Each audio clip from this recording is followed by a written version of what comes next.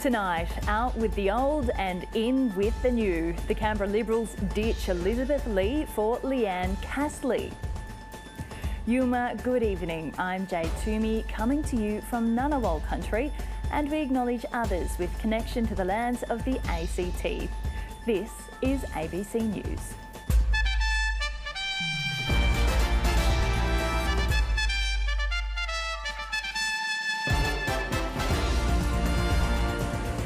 Also tonight, nearly 100 people killed in flooding in Spain as experts warn the world can expect more extreme weather more often. The row over airline perks for politicians crosses the floor, with the opposition leader now feeling the heat. And the Brumbies clean up at the Rugby Australia Awards, taking home 3 major honours.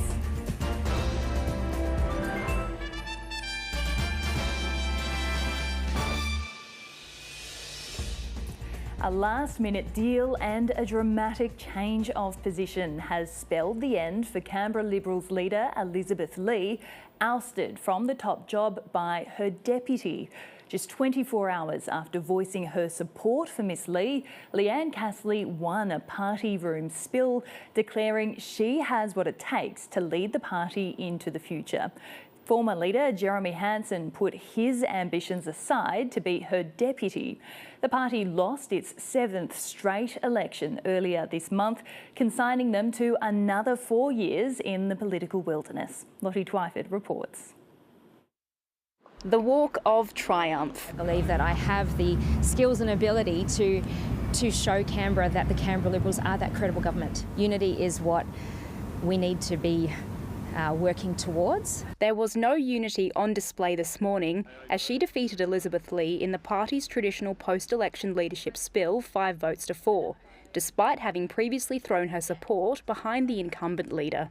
I obviously had discussions in the aftermath of the election and was assured of some support, but you know, it's politics. Those political games played out yesterday afternoon after Ms Castley made this comment. I've told Elizabeth that I'll support her if she's leader, and that's all I have to say about that. By 4 p.m, Ms Castley had called Ms Lee, who'd earlier that day posted in support of Ms Castley remaining her deputy, to tell her she changed her mind. She described it as a difficult conversation, citing as one of her reasons Ms Lee's post-election discussions with the Greens about the possibility of forming government. That deal was only possible after Jeremy Hanson, who last week announced his own intention to run, switched allegiances and brought his backers with him. That deal today saw Mr Hanson defeat Mark Parton for the deputy job. I imagine that Mr Hanson saw that he was not going to win a ballot and decided that someone had to be that hinge vote. Leanne's the boss. Let me be very clear here today. Leanne is the boss. She's the one that approached me and said, "Will you be my deputy?" The former small business owner, who's a keen country singer in her spare time, was first elected as a member for Werribee in 2020. The self-described chick from China became deputy under Elizabeth Lee late last year when Mr Hanson, a former leader himself, was turfed out amid rising tensions. I believe that Leanne Castley can be the next Chief Minister. I believe that she should be the next Chief Minister. Nonetheless, Leanne Castley has been warned to watch her back. A leopard doesn't change its spots. He's also cunning. And if I was Leanne, I would be constantly looking over my shoulder. Political opponents have also been quick to weigh in. Look, I think Leanne is a good media performer. I've certainly heard from stakeholders and observed myself that being across the policy detail isn't necessarily her strong point. The Chief Minister described the change in leadership as a shift to the right, which highlighted division and conflict in the party room. The behind-the-scenes machinations of this leadership coup bear an uncanny resemblance to Scott Morrison's ascension to the Prime Ministership, he said. He also wished Ms Lee well. Her political future beyond next week's ceremonial assembly sitting is up in the air, and she says she won't play a role in a Castley-Hanson front bench. It could mean further change for an apparently newly unified opposition. Lottie Twyford, ABC News, Canberra. Australia is being warned to expect an increase in weather disasters because of climate change. A major new report has found the world is only years away from breaching the Paris Climate Agreement. Here's ABC meteorologist Tom Saunders. Temperatures are rising at an increasing pace. That's according to the latest biannual State of the Climate report from the Bureau of Meteorology and CSIRO. It found Australia has now warmed 1.5 degrees since pre-industrial times, and that's leading to multiple impacts. More extreme heat events, including heat waves and marine heat waves. We've seen a reduction in rainfall in the cooler months of the year across southern Australia and an increase in rainfall in the warmer months of the year. And since Australia is warming faster than the global average, when the Paris target is breached in the coming decades, our temperatures will already be 2 degrees higher. While a 2-degree global increase would equate to a near 3-degree warming over Australia. And with hotter temperatures comes a more intense fire season, already up to 25 more dangerous fire days per year. We face more frequent droughts, although short-lived heavy rain is also increasing, raising the threat of urban flooding. For each degree of global warming that we experience, the atmosphere can hold about 7% more water vapour. But more than 90% of the extra heat is being absorbed by the oceans. Australia's seas are simmering at 1.08 degrees above pre-industrial times, and warmer seas are combining with melting ice sheets to raise sea levels up to 5 centimetres per decade along the New South Wales coast. According to climate scientists, the severity of future warming and impacts is solely dependent on emissions. And while the burning of fossil fuels has levelled off over the past decade, the report says the world is a long way from reducing greenhouse gas levels in the atmosphere. Tom Saunders reporting there. At least 95 people are dead and dozens more missing in the worst flooding to hit Spain in decades. Torrential rain battered the eastern region of Valencia, dumping a year's worth of rain in just 8 hours. Europe correspondent Catherine Diss reports from Barcelona. From the air, rescue crews scour a sea of mud for signs of life. This woman and her dog winched to safety just in time as floodwaters rapidly rise. Some clamber to rooftops to escape the torrent, hoping they'll be spotted. Cars and trucks no match for the wall of water. More than 400 millimetres of rain fell on parts of southeastern Spain in just a few hours on Tuesday, turning streets into gushing rivers. Large swathes of the region remain underwater. In darkness, rescuers started the hunt by boat and car. But the sheer scale of the disaster wouldn't become clear until morning. Never before in history has there been so much rain. You can't even imagine the amount of rain that fell here yesterday. It's a catastrophe. The floods we had in 1982 were a joke compared to what happened here yesterday. The government has declared 3 days of mourning and warned the natural disaster isn't over yet. The whole of Spain is crying with all of you. Our absolute priority is to help you. But amid the heartbreak, tales of human survival are emerging. This elderly couple in their late 80s were remarkably found unhurt in the rubble. Such stories will boost morale in a region with tested resolve. But with many now questioning if the warnings came too late, grief and hope could quickly turn to anger. Catherine Diss, ABC News, Spain. The political heat over free flight upgrades and lounge membership blew back on the opposition today, with Peter Dutton forced to clarify a claim he'd never called mining magnate Gina Rinehart to request access to her private jet. Mr Dutton now admits his office did inquire about whether the plane was available before accepting a free ride, but the Prime Minister had to issue a clarification of his own.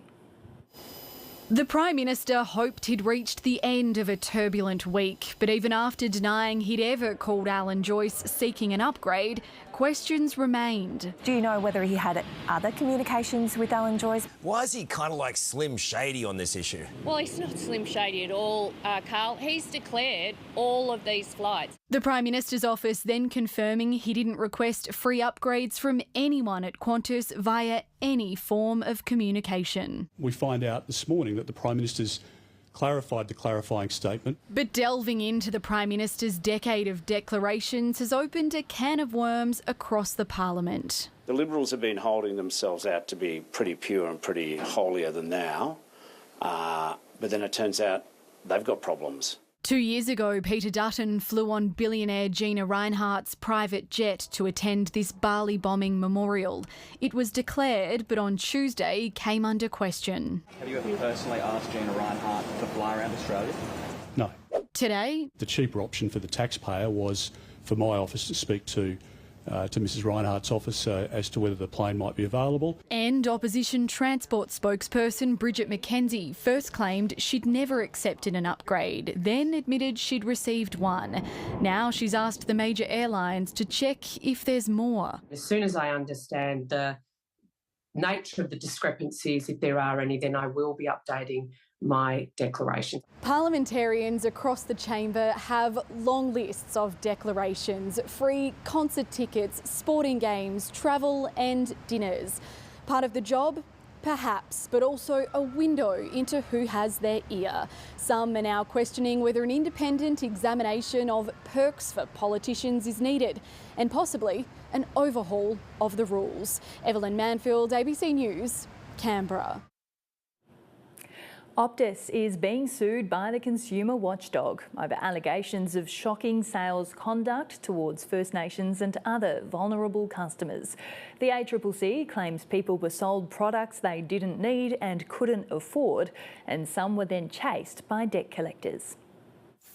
Tony Cork has uncovered allegations that Optus sold phones to First Nations customers who lived in areas with no network coverage. I find that pretty outrageous that they were selling products and plans to people for phones that weren't going to work as soon as they got back home. Now the regulator is suing Optus in the federal court. We allege that Optus sales staff manipulated credit checks in order to oversell phones and plans to vulnerable consumers, and that they did so without undertaking coverage checks. In some cases, Optus then pursued debt collection activities. The watchdog alleges Optus engaged in unconscionable conduct against about 430 customers, mostly in Darwin and Mount Isa in Queensland. Many of these consumers were facing learning difficulties, were unemployed or financially dependent. This is degrading at the highest level, as I see it, for people living with disability, but more important for our First Nations people.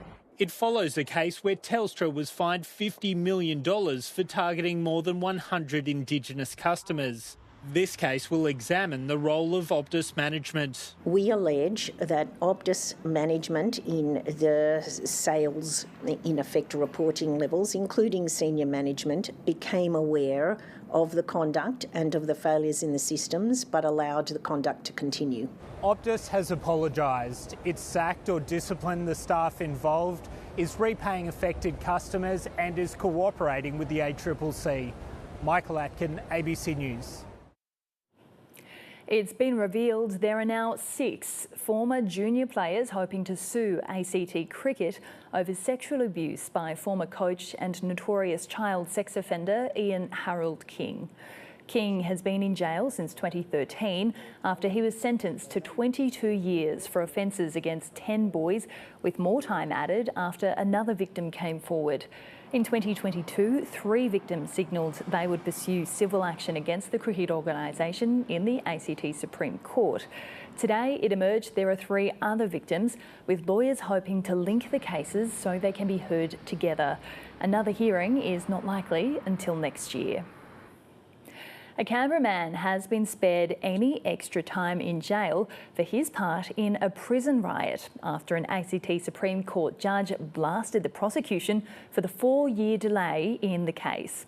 Prisoners used mattresses and toilet paper to fuel fires in a wing of the jail in 2020 at the height of COVID restrictions, causing more than $1 million in damage. The trouble erupted when staff refused to provide dessert or distribute cigarettes. 31-year-old Norman Collier has been sentenced to 2 years and 10 months after pleading guilty to arson. But Justice Louise Taylor said the time can be served concurrently with his existing sentence, meaning he can be released in January. Overseas now, and Lebanon's Prime Minister says he's hopeful a ceasefire deal can be reached between Israel and Hezbollah, which could lead to a 60-day pause in fighting. Israel has launched heavy airstrikes on Baalbek in southern Lebanon as it expands its attacks on what it claims are Hezbollah strongholds. Lebanon's health ministry says at least 19 people have been killed, with the Israeli military ordering the entire city to evacuate. The escalation comes as the White House sends officials to Israel for talks. US Vice President Kamala Harris has spent the day trying to distance herself from remarks made by Joe Biden. The president has been accused of referring to Trump supporters as garbage, the same language a comedian used to describe Puerto Rico at a Trump event on the weekend. Now it's been seized on by the Republicans, with Donald Trump donning high-vis to dump the controversial comment.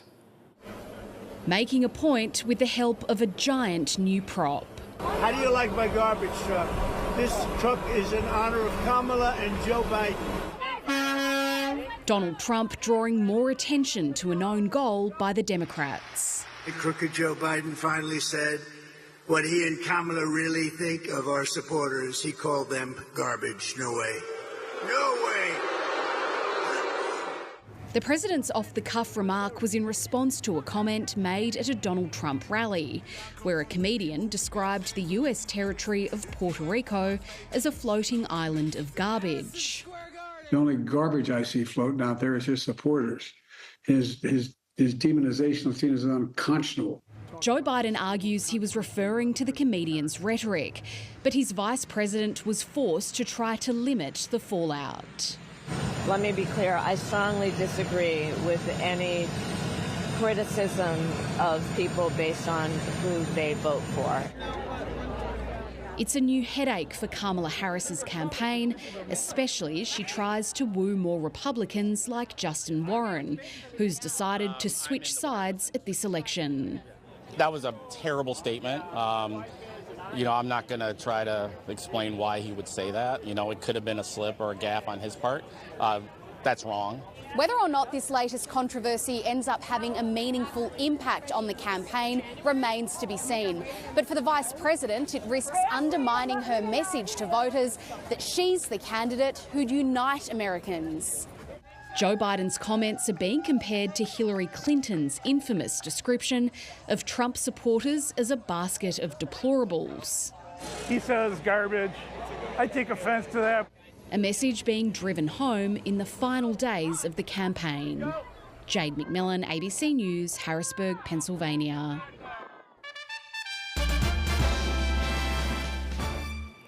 The parents of an 11-year-old boy killed in a horror crash at a Melbourne primary school this week have spoken for the first time, sharing an emotional tribute to their son.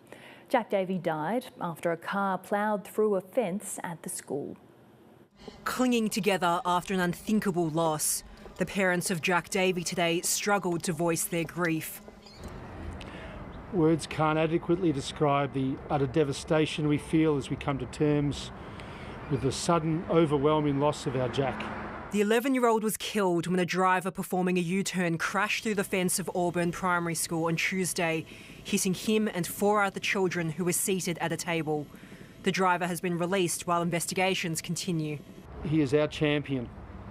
He is our beloved son and brother who remains very much alive in our hearts and memories. A keen basketball, soccer and futsal player, Jack's death has sparked an outpouring of grief from the community. We find comfort in reading the many messages and memories of Jack and how his life and energy was a positive influence on so many in the community at just 11 years old. Also a comfort, the first responders, paramedics and doctors who fought to save Jack's life. Our heartfelt thanks to Millie, the Auburn South school receptionist, and the former emergency department nurse who stayed with Jack, providing comfort the entire time. Our words are inadequate. 2 of the injured children have now been discharged from hospital, while 2 others remain in stable condition. We wish them all the support to assist in their healing in the weeks and the months ahead. A GoFundMe account for the Daveys family has so far raised more than $175,000, and support is being offered to the community, with the local council and Red Cross today opening a temporary hub for anyone in need of help coming to terms with a life cut short. Leanne Wong, ABC News, Melbourne. Patients are raising concerns about a lack of informed consent over the nation's most popular osteoporosis drug. They say not enough of them are being adequately informed of side effects or complications when coming off the drug. Margaret Rhines had osteonecrosis of the jaw for 2 years, a painful condition that involves the death of bone cells due to decreased blood flow. The pain will come on suddenly and it's so severe, all you want to do is go and lie down. It's a side effect of the osteoporosis medication she was taking, but her specialist hadn't warned her. Osteoporosis reduces bone mass and density, making them fragile. Prolia, or denosumab, works by blocking cells that cause the bone loss. It's given by injection every 6 months, but a late or skip dose can make symptoms return, sometimes worse than before. There is a small but significant risk of multiple spine fractures in patients who stop Prolia without any further preventative measures. He co-authored a report finding most patients weren't offered those preventative measures. Some patients say it's an ongoing issue, and the advice gap means they weren't able to give informed consent. We're just being told the side effects are rare, you can stop taking it any time, my mother is on it, if you don't take it, you will break a hip and die. I think it's very important that anyone who prescribes or de-prescribes a drug for a patient has this conversation with them. Patients want the regulator to add a black box warning to Prolia, something that's already happened in the US. But it and the drug's manufacturer Amgen say warnings are already listed on the product information leaflet. The RACGP insists Prolia is safe and effective and warns injury from osteoporosis can be deadly. Penny Timms, ABC News. ACT restrictions on the movement of birds imposed following the detection of avian influenza in the Territory earlier this year will be lifted earlier than expected. The ACT government announced last month the remaining quarantine area restrictions in Belconnen would be in place until late December. But with no new detections of the virus since early July, those restrictions will be lifted from tomorrow. To finance now, and the local share market fell again today, but the Australian dollar made a slight recovery. Here's Alan Kohler. Coles released its first quarter sales today, not quite as woebegone as Woolies was yesterday, so while both stocks fell today, Woolworths fell more. JB Hi-Fi also produced its first quarter today, and it was a ripper. Mineral Resources attracted some spirited bidding, and Telga Group, the little Aussie company developing a graphite mine in North Sweden, had a big win in the Swedish Supreme Court, which threw out an appeal from environmentalists. Telga's share price popped 43%. The oil price increased 1.8%, while iron ore and gold increased a little and silver fell. The Aussie dollar crept back to 65.7 US cents. And European markets fell after September quarter economic growth in the Eurozone was 0.4% and only 0.2% for Germany. The share price of Donald Trump's social media company, Trump Media and Technology Group, fell 22% last night. It had quadrupled in a month up to yesterday because of people using it to bet that Trump would win the election. No one's got any idea why it fell last night, but it's still well ahead. The other thing being used to bet on Donald Trump has been Bitcoin, which didn't fall last night, and it's still at a record high. And this is a graph of a financial indicator that glories in the name of the euphoria meter. It combines market valuation based on price-earnings ratio, volatility and investor sentiment surveys. The euphoria meter is at a record high.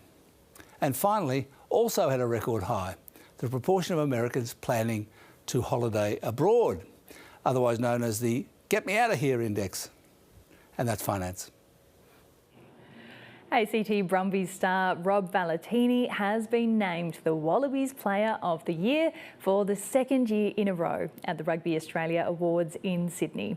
The 26-year-old played every game for the Wallabies in 2024 and has become just the third player to win the John Eales medal in consecutive years. Only former Wallabies captain Michael Hooper and Israel Folau have previously managed that feat. Other Brumbies players were also recognised. Sio Kapesi Palu was named the Super Rugby Women's Player of the Year after guiding her side to the semi-finals, and Toby McPherson was named Best Junior Men's Player. blessed and grateful to have won the award. But yeah, as I said up there, I wouldn't be able to do this without my teammates, them doing their jobs, and obviously the coaching staff as well for backing me. Truly humbling. I think it's such a prestigious award to receive. I didn't even know where to start, to be honest. I think the finalists that were alongside me were definitely deserving of the award as well. Cricket Australia has extended the contract of national men's test coach Andrew McDonald. His main challenge will be to renew the test team, with several big-name players due to retire in the coming years. Today, 3 of the potential opening batting hopefuls came undone as Australia A took on India A in a crucial audition in Queensland. On the day Andrew McDonald's job was locked in until 2027... We're more looking forward, I suppose, with the challenges ahead of us. It was the future of ageing test stars like Steve Smith, Usman Khawaja and Mitch Starc that was the major talking point. I think if you get the selections right on the back of players exiting, then the transition is a lot smoother. So all eyes were on the action 2,000 kilometres to the north as Australia A took the field against India A, and it was the bowlers who starred. South Australian speedster Jordan Buckingham started the party with his first ball. Down leg side. Has Philippe taken it? He has. The wickets tumbled after lunch, with Brendan Doggett a standout. Hard struck in front and out. Doggett has 5. He later took a 6th before Fergus O'Neill wrapped up India A's innings for just 107, which set up the bat-off for Australia's vacant opening spot. New South Wales 19-year-old Sam Constas was given the first chance to push his test claims, but lasted just 3 balls. Edged and out, so Constas is gone. Cameron Bancroft's horror start to the season continued, out controversially for another duck. Top of the thigh pad, absolutely. Victorian hopeful Marcus Harris fell for just 17. It's a poor shot from Harris. It was left to captain and another test aspirant, Nathan McSweeney, to make a stand, scoring a patient 29 not out off 110 balls as the home side finished the day on 4 for 99. With 2 centuries already this season, he may have provided the selectors with the one answer they were looking for. David Mark, ABC News. To the weather now, and Ken Gibson, your morning run at the Arboretum looked great on Strava, and it looks even better in this photo. Weren't the cloud colours just amazing this morning? Thanks for sending that in, Ken. We always love receiving your photos. You can send them in to Canberra Weatherpics at abc.net.au. We didn't get much of that anticipated rain today, and it was relatively warm. It got to 26 across the capital. It was a bit cooler in our surrounding areas. In Goulburn, it got to 25 degrees, 13 in Perisher. On the coast, Nowra got to 26. Around the country, we can see some pretty warm weather is hitting our west. 34 the top in Perth and Broome, just 21 in Adelaide and 29 for Brisbane today. That band of cloud over the NT is producing some showers and storms up in the top end. Tomorrow, some more gusty wet weather is likely to produce a few showers over Tasmania and coastal Victoria. And there's a warning over the northwest of the country where the temperature is expected to feel more like 42 degrees.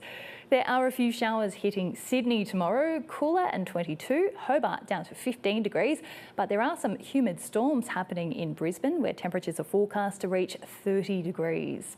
In our patch, a couple of isolated showers closer to the coast, 19 in Batemans Bay, Yass reaching 25, and down in the Snowies we're looking at around 11 degrees. In the capital, 23 the top, and again a slight chance of some wet weather tomorrow, but it should be mostly clear by late in the afternoon. The sun will rise at 4 minutes to 6 and set at 22 to 8, a nice long day again, and it looks like things will warm up significantly over the weekend. Some hot winds and 31 degrees on Sunday, and staying pretty warm for the rest of the week as well, before a few showers set in next Thursday. And that's the latest from the Canberra newsroom for this evening. I'm Jade Toomey. Thank you so much for your company. Stay with us now for 7:30 with Sarah Ferguson. And until tomorrow, Yara, good night.